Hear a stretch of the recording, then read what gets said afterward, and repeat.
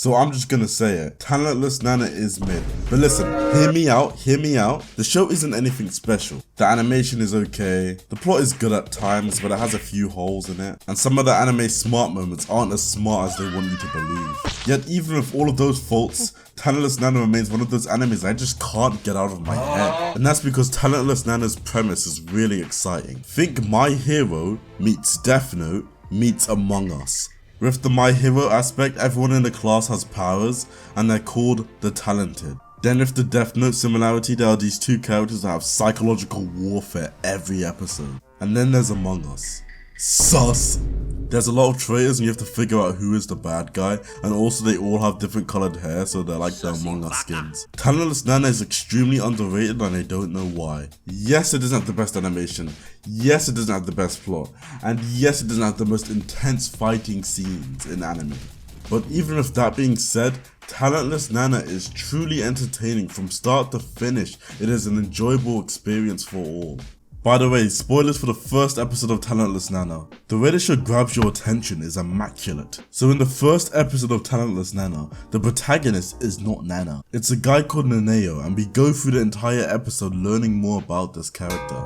He feels like any other protagonist of any other anime. He fits in so well. Then we finally get introduced to the character whose name is on the title, Nana. And this episode is pretty damn cozy. It feels like a slice of life high school anime with superpowers. But there are a few signs throughout the episode that makes you think something is wrong. Why does this guy keep giving suspicious glares? Why is Nana, the person the show is named after, a side character? And why is everything in this show so joyful? Maybe it's too joyful. This is just the first half of the first episode, and it gives you so many unanswered questions. It keeps you intrigued and engaged, so you keep watching to finally learn the answer. So you finally learn the truth behind the mystery. So throughout the episode, Nana just sticks to our false main character like glue. Remember, everybody has their talent, their superpowers. Nana says that her talent is that she can read minds. And Nanea doesn't want to say his talent to anyone because apparently there are enemies against humanity on the island. They really do an amazing job at making you think Naneo is important for season 1.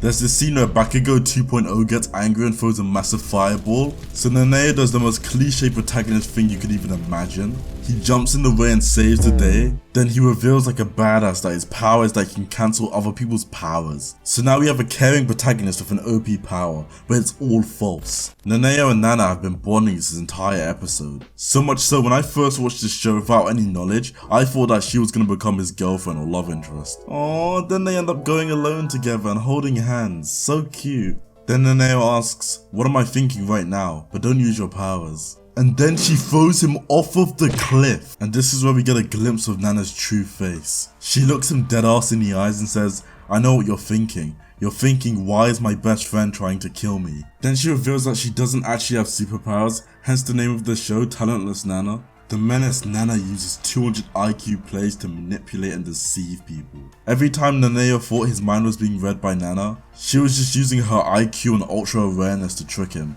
She knew that he was getting bullied or an outcast because he was pretending to read a book to blend in. So that's why she chose him as her first victim, because it's easier to get him alone. So Naneo is freaking out. He thinks that Nana is an enemy of humanity. And Nana's like, "No, you guys in this school are the true enemies of humanity." And that's just the first episode, and it keeps getting better throughout the season. There was not a single episode that I thought was bad. I always managed to get enjoyment from it.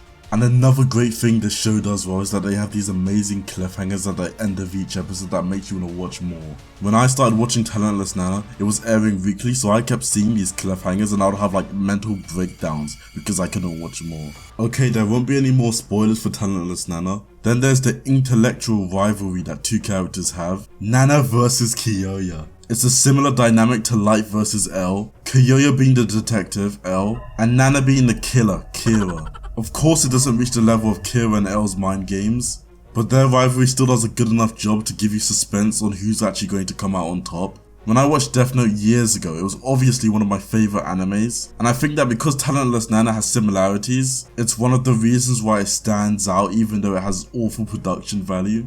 Then there's our protagonist, Nana. On the surface she seems to be a confident alpha sigma, but like all sigmas, it's just a facade, a show, it's fake. Throughout the show you can see that she's not just a cold-blooded killer, she's more than that. She is a genius manipulator. but she is also being manipulated. That's another thing that makes this show so good. She has faults, she makes mistakes, and she can get hurt, both physically and emotionally. There's this criticism that I've seen 100, no, thousands of times. Yeah, I admit there are some moments in Talentless Nana that have plot holes. But the kids, Nana's classmates being stupid and gullible, is not one of these. Imagine you had superpowers your entire life. You were different to everyone around you. You would grow egotistical. You would think that you couldn't be touched. You were invincible.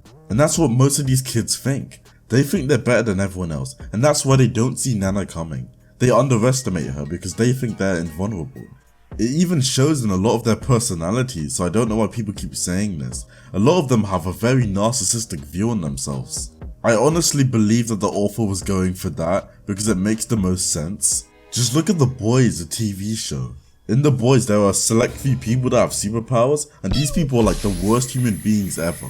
But for some reason, people see Talentless Nana differently. These kids never had to deal with anyone confronting them before, and even if they did, they know that they're stronger and better than them, so it wouldn't even affect their mentality.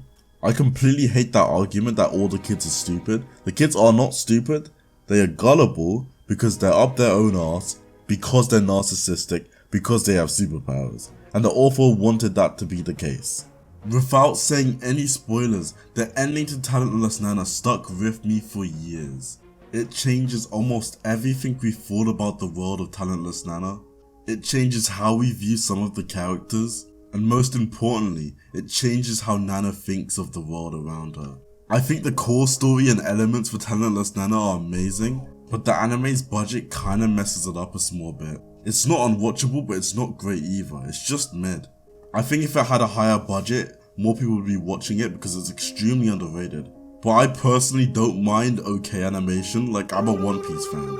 I've been through it. Now with all of that being said, I beg you to watch Talentless Nana. It's a hidden gem among trash. If you don't want to watch it for its unique and interesting cast of characters, then at least watch it for Nana's 200 big brain IQ plays. If you like Death Note, then I'm sure you'll like this. And if you made it this far, then I'm sure you've liked this. What I mean by that is please like and subscribe. It will mean a lot to me. I'm trying to hit 1,000 subscribers soon. Season 2 of Talentless Nana is around the corner, and they'll be releasing next year in 2023. So make sure you have watched Talentless Nana Season 1 by then, because you will not regret it. It is an amazing show with exceptional moments, and it only has 13 episodes. So instead of watching your shit episode of Love Island, watch some Talentless Nana. See ya!